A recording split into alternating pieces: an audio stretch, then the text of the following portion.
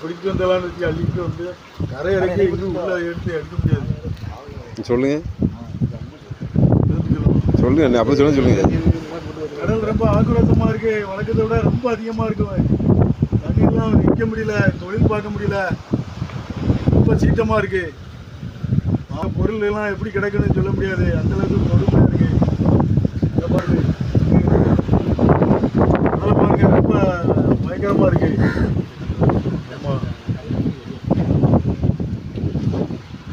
கடலை போய் வலையிலைக்கு வலை பிடிக்கிறதே பயங்கரமா இருக்கு.